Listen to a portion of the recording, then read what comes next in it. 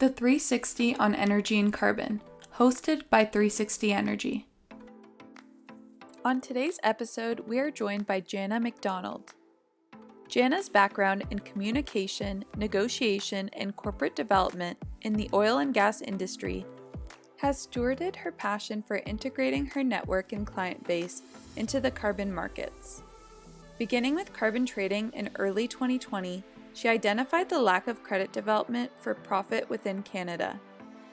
Since founding Guardyan Conservation, Jana has analyzed the feasibility of projects ranging from agriculture to transportation, technology, efficiencies, renewables, solar, and land use. She's a hands-on leader who continues to expand Guardyan's influence and client base through the development of millions of credits per year. Now let's get into the episode with Jana. Welcome back, Dave, John, and Jana McDonald, CEO at Guardyan Conservation. It's great to be back.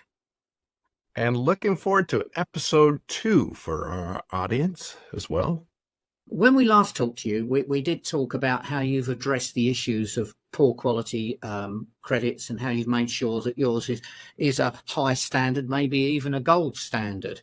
But what I would like to ask you is, when you're dealing with clients, how do you deal with the issues of the variability in the carbon credit market? Do you positively steer them in one direction? Do you try to tell them it's all wonderful or what? So how do you cope with that issue? All the companies that we work with have different requirements with regards to what they're trying to do with carbon credits. And so the first thing that we do is really understand what their goal is and what their goal, their target, and their budget is. Now, we are an entity that we don't really broker credits. So it's not so much that, we work for a client and we go out and we find the right credits for them. That's not really what we do. What we do is very discreetly matchmake between two entities. So with a project that's generating credits and with a project that has an appetite for that particular type of credits.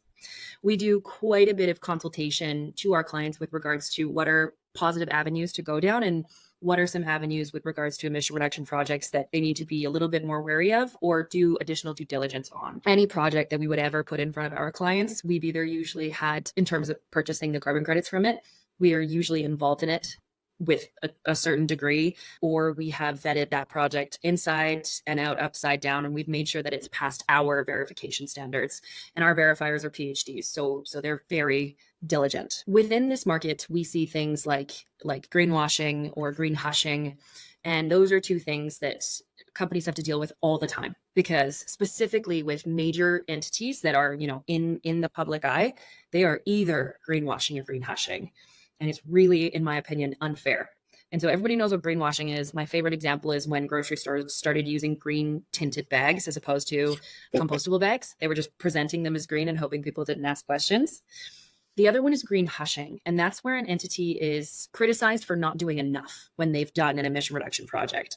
I remember there was an article that came out about Imperial Oil, and they were being greenhushed. People were saying, don't talk about this until you've fixed your entire emissions portfolio, right? And so narratives like that cause for a lot of concern and I would say risk with regards to a company actually moving forward with an emission reduction project.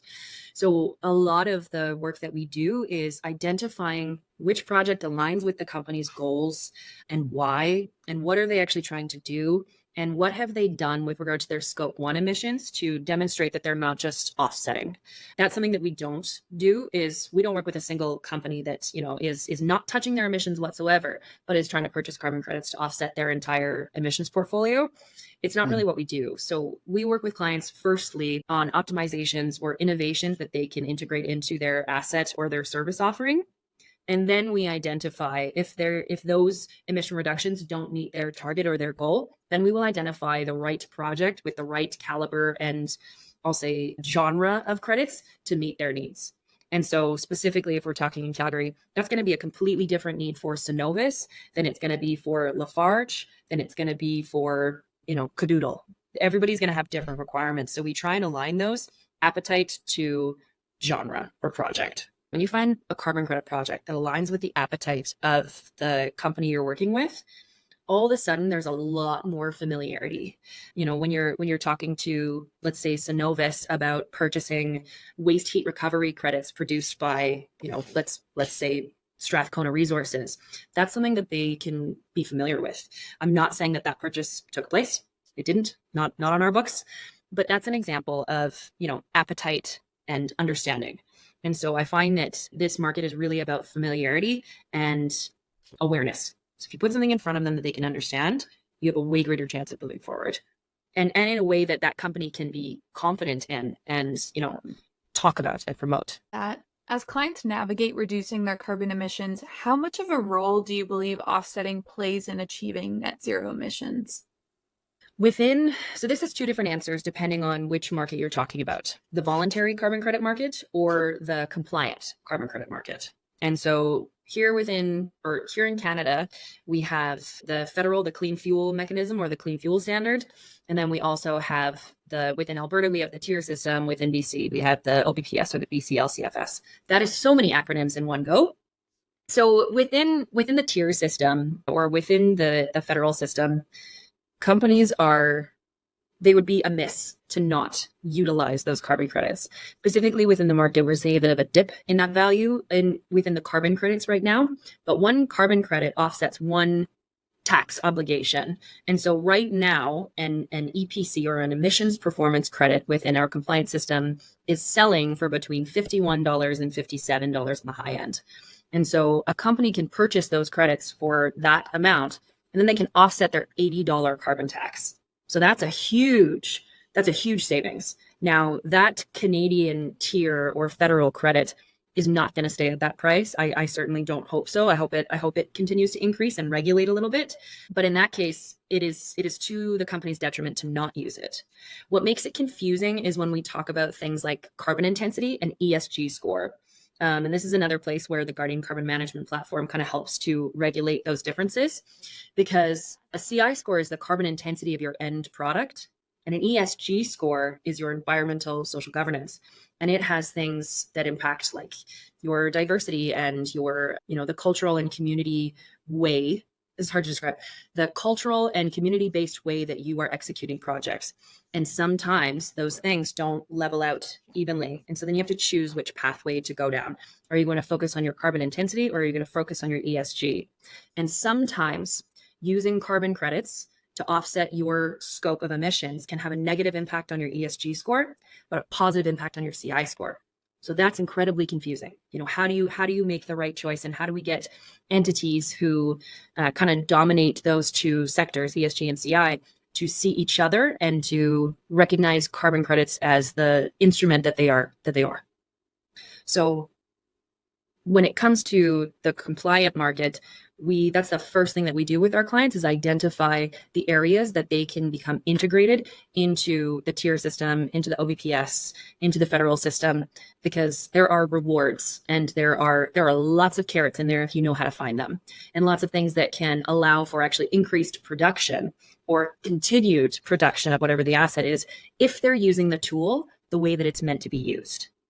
Within the voluntary market, this is more so, I like the example of Nike and Reebok. I've been using it for a long time and I completely made it up. So don't quote me, either Nike or Reebok. I apologize in advance. So let's say Reebok comes out with a zero emission shoe and Nike doesn't.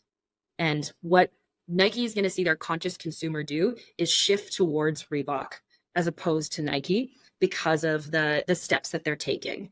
And so we see companies such as major retailers or major tech conglomerates investing in emission reductions or voluntary carbon credits in order to pave the way for their competition and other companies within the sector to do the same. They're setting a precedent.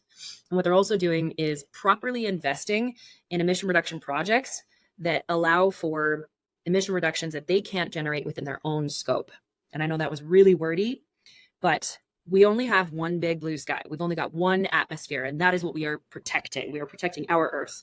And so if an emission reduction project in Malaysia is having tremendous emission reductions, having a global impact, and nobody's buying those carbon credits, then that project is going to die, and it's not going to continue to happen.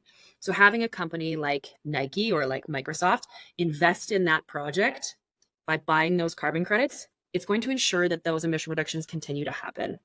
So while I don't exactly know how to suggest, there's no one answer for every company by any means.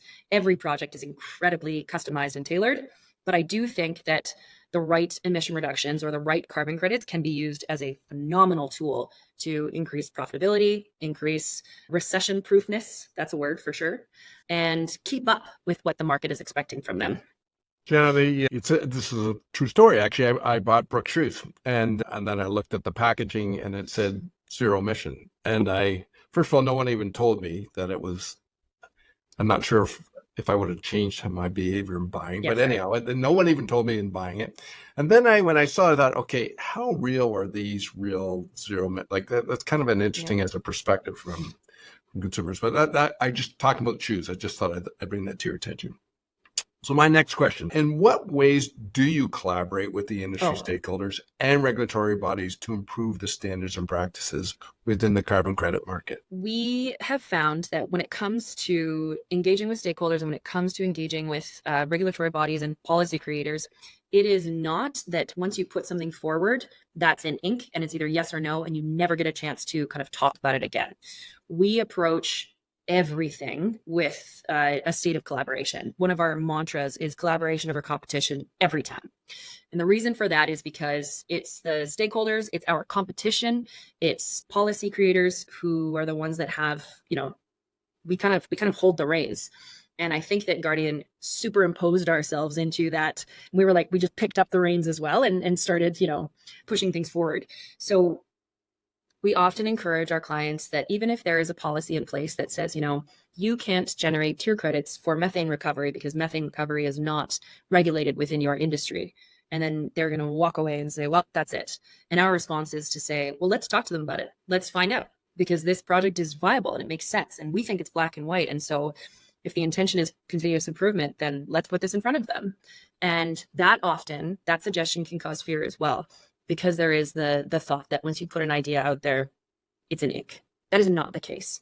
We found that specifically within this industry, because there's so much innovation, there's so many brilliant minds that are just trying to make this as viable and profitable and accurate as possible, that there's lots of room for conversation and integration and collaboration. And I mean lots of room.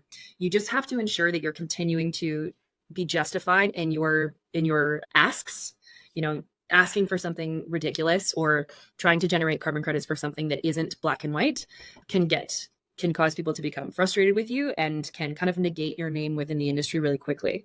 So you have to make sure that the questions and the asks that you have are justified. But otherwise, we engage with stakeholders and with industry giants constantly, because also specifically with regards to, some of the accounting firms, they are seen as the authority within the market when it comes to the auditing process and auditing these carbon credits. And so ensuring that the methodologies and the frameworks that they're using, or the methodologies and frameworks that we put in front of them, are going to be positively received and kind of pushed through the supply chain is critically important. So we have to be front and center, and we have to have relationships with those players as well. And we try really hard to maintain them.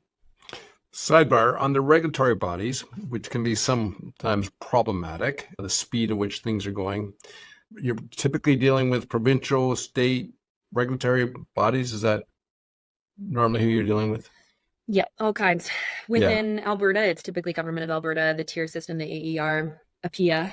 But then also our company has a little bit more of a global reach. And so, yes, we work with government bodies and regulatory bodies in the UK and the States and Latin America. So it's complicated and fun. That itself is not a simple exercise. I think you mentioned the amount of work that you do all the time. That's heavy lifting. One, because of the diversity of the regulatory bodies. Two, they typically are not historically been fast at making change. Mm-hmm. So there's some heavy lifting you're doing in making changes or encouraging changes on that. I can appreciate that work. Thank you.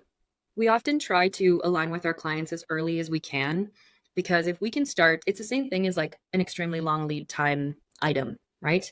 If you know what you're looking for at the beginning, then you can start to present it in a way that, hopefully that policy will be in place by the time you're ready to commission. But that's Right. exactly why we try and engage with companies so that they don't have to go back and make changes and then start the process again. Okay, I'm going to slightly change a question that we were going to ask, and I'm going to put a bit in it. I'm going to ask it, and if you don't like it, you just say so, and we will rewind. Okay, it goes along the lines of this. I've been listening to you talking about Guardian, and I've decided, I've been scribbling some words down: dynamic, disruptive, young, has integrity. All that sounds good, and that's what has to happen with something that's happening for new. But there's two parts to my question, and it's, given that you're this new model and you're relatively young as a company, you're trying to do things differently. How do you market your services? But there is a side, it's probably not a sidebar, it's a lead on from this. 2050 is one of the big dates in carbon. Do you see Guardian still doing something in 2050? Ooh, that is such a good question. Oh, I understand why you worded the preamble. I get it. Yeah. Okay. So first question is, how do we market ourselves? Yes. We brought on a marketing individual way sooner than a lot of entrepreneurs would. That's for sure. And we did so because we wanted to come out the gate with really consistent messaging. Because that's one thing that we can do within this market, is at least be consistent. If everything else is going to be changing all the time, at least Guardian can be that way. And so he takes a considerable amount of pride in our brand. He really owns it. His name is Eric. He's our marketing coordinator. And I think that he does a phenomenal job of identifying who our target demographic is and speaking in a way that they can receive that information. And as we've said before, every company, every industry, every jurisdiction is different. So that means that we have to tailor our message to be the same message, but being read and received in a different way all the time. We're incredibly fortunate to be based in the heart of oil and gas town, because we have so many major energy producers here that have assets globally. And so we've been able to work with entities here in Calgary, and that expands to here in Alberta, that expands to here in North America, that expands to, their global asset base. And that's such a privilege of being, located 2 blocks away from the Pembina headquarters, right? So it started out with a lot of boots on the ground. And I mean, my physical boots on the physical sidewalks, and going out and creating awareness about Guardian with some of the major players in the oil and gas sector, some of those residual relationships. And then I'm so blessed to say that as of late, we've stopped doing business development because there's been an inflush, that's not the right phrase, of clients coming to us based on referrals, which is just the greatest thing. So we try and market ourselves as a group of, I'm not kidding, as a group of pipsqueaks who take on really big projects and create really big revenue sources. And so far, so good. Good. And will you still be there in 2050? And when I say will you still be there, I mean you. Ooh, okay. I love and hate this question. Tend to be an individual who likes to conquer things. I like to take something on and see if I can become the best at it, and then be like, great, whether I am or not, whether I succeed or fail, great, and move on to the next thing that challenges me. What I love about this market and what I love about this company is that it is constantly challenging. I can't tell you how many times we've been, 3/4 of the way through a project, and then all of a sudden there will be a press release with a policy update. And now we're reading the South African Gazette, with the translations, trying to make sure that our project still meets the parameters. That stuff is so much fun, and it's so complicated, and it's so challenging, and it's so rewarding when it works. That being said, we've had companies, like I say, try to buy us. It happens pretty often. And there is a number that I have put in my head that would be very, very, very hard to reach. But should somebody reach, and I do that on purpose, right? But should somebody reach it, and yes, there's a potential that we would sell it. However, I'm like, that being said, with the integration of the Guardyan carbon management platform, that is another way for me to be able to transition to something, but it's still our product. It's still Guardyan, But all of a sudden, I've gotten to kind of transition from a sustainability CEO into what feels like a tech CEO. And that feels like transition within my career. And so if I can continue to keep Guardyan evolving and keep Guardyan challenging and interesting and on the kind of cutting edge of where the industries are going, and I'm saying industries plural, then yeah, I'll be here till 2050 for sure. Unless there's a certain price tag. Yeah. That. John, I do We all wonder, have a price.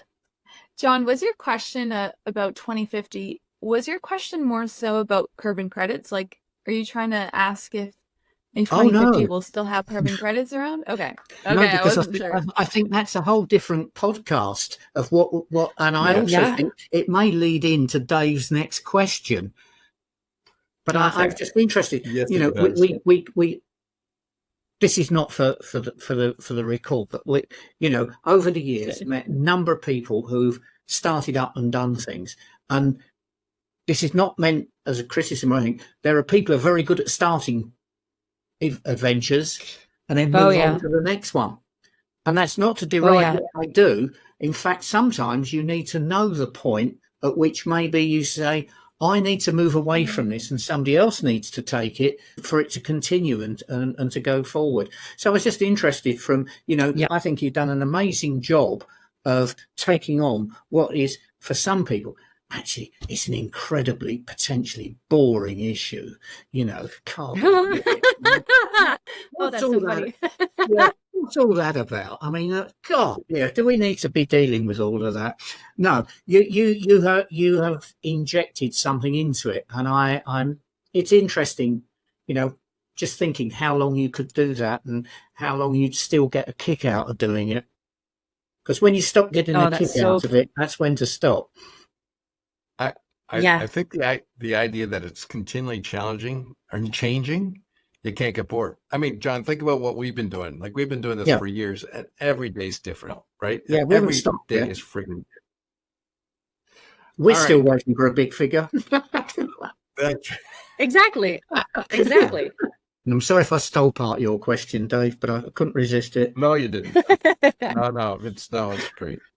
So this is my last question. And so, you know, looking ahead, what innovations or advancements do you see in the, you know, the carbon credit sector going forward? What's your vision? What do you see happening?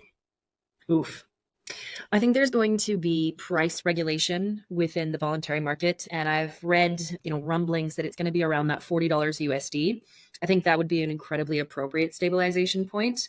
The point of a stabilization price is to have it be heavy enough that heavy enough that it influences companies to reduce their emissions, obviously, but high enough that it still is a tangible profit stream for these companies. And I would love to see that happen. I obviously have drank the Kool-Aid being a CEO in this industry. And so I think that we will definitely see things like cross-border requirements for trade and commodity. I think we will see shutdown of products that cannot meet the global carbon intensity standard. I think we'll see an insane amount of technology and innovation come out of the oil and energy sphere because we have the engineers and we have in a lot of senses, the capital to do so if it continues production. So I think the market will become much more sophisticated. I'm very grateful that we got in at the time that we did because we kind of get to be a part of that sophistication. Ideally, I hope so, if we do things right. But in my opinion, carbon credits are absolutely not going anywhere. I think they're going to continue to change name and be called environmental attributes, you know, the way that we use them in power purchase agreements. But really what we're talking about here is emissions and energy. Those are the two things that my head always gets wrapped around when it comes to carbon credits. And we're always going to have emissions and we're always going to require energy. And so how do we ensure that those two things offset each other properly? And so obviously the term of offset. My hope is that we will create really robust structures and frameworks that aren't disclusionary. I don't think that's a word, that aren't exclusive to the point where small to mid-sized companies can't participate, because then we see monopolies take place. So I see the world revolving around the use and implementation of environmental attributes in the future as well. So what I'm hearing is effectively you're saying it's going to become more mature. Yes. It and me. Yes. Right. So how do you in that sector, because it's been dynamic, it's kind of, kind of challenging, it being more mature, how do you stay competitive and in that business as it becomes more mature? That's a great question.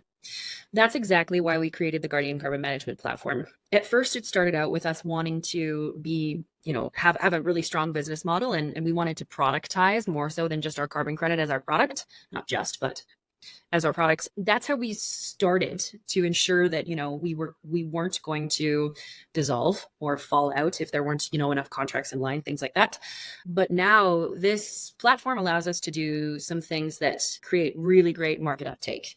And with greater market uptake comes greater familiarity, greater awareness, greater usage. And so some of those things are like the fact that our data is consistent with whether you click into or you toggle on Guardyan within your software, or whether or not you integrate it on as a whole new implementation software. The data is consistent. And that's something that's going to continue to be a challenge for these players. But if we can be I'm struggling with it. This one's a tough one. Hold on. I'm going to make you sit here while I think. Got it. Okay. I sometimes want to do that in meetings, which you can't do as well. The Guardyan Carbon Management Platform will allow us to eliminate barriers to market as those barriers are kind of being created.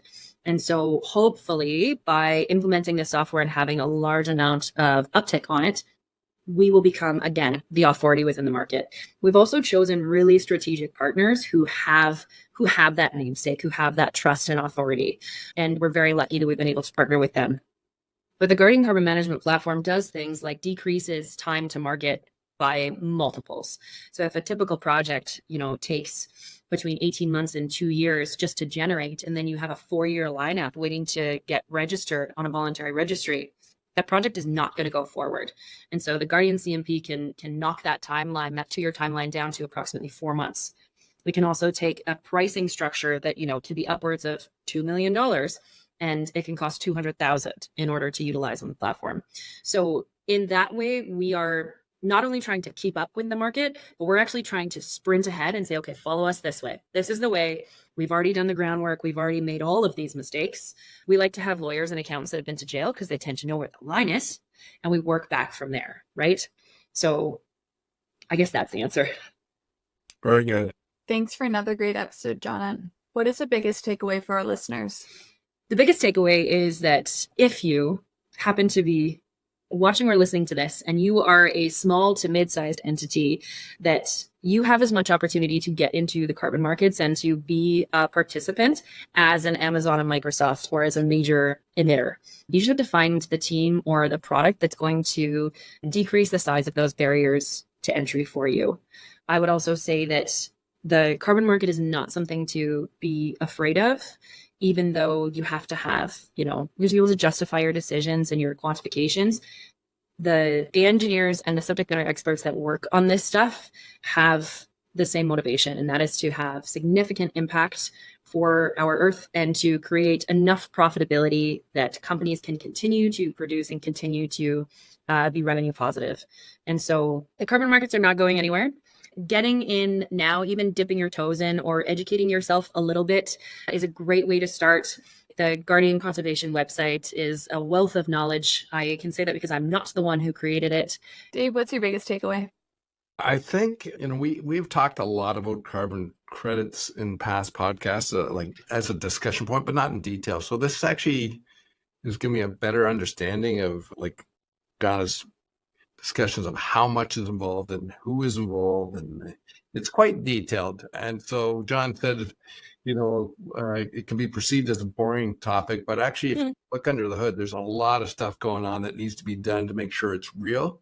So that was actually, I've learned a lot of what it is and what it isn't, by the way, which is very helpful for me. Good. Thanks, Dave. John, what's your biggest takeaway? Well, one, I have really enjoyed this podcast. I think it's been fun. I think it's been informative. And I was trying to think of something really big and wonderful to be the takeaway.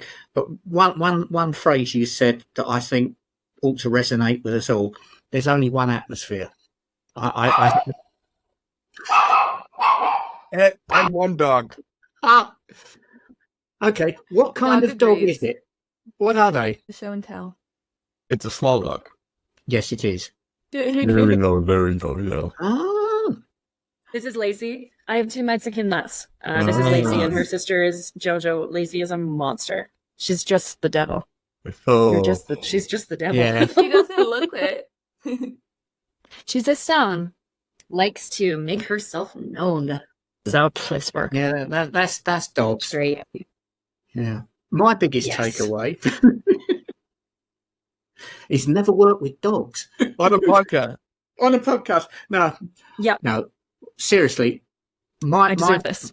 The point that I found interesting, as I say, there's a lot of interesting stuff. Really enjoyed it. Been fun, been informative. But it was your statement that we only have one atmosphere. And I sometimes think in the hurly-burly of all what we're doing and, this is our carbon, this is their carbon, and whatever, I think we tend to forget this is a global problem that we're trying to solve. And anybody who can, shift the dial on that, kudos. Dave, John, Jana, thank you for another great episode. It's Thank been you so fun. much for having me. This was so much Thank fun. you. It's been wonderful. Thank you. That's all for today's episode of the 360 on Energy and Carbon podcast. Thanks for listening. Make sure to check us out on our website at 360energy.net and follow us on LinkedIn at 360 Energy Inc. Tune in to our podcast on Apple Music, Spotify, Anchor, or other listening platforms by searching the 360 on Energy and Carbon. You can watch the video recording and subscribe on YouTube at 360 Energy Inc. Email us your feedback at podcast@360energy.net or comment on our LinkedIn post. See you next week.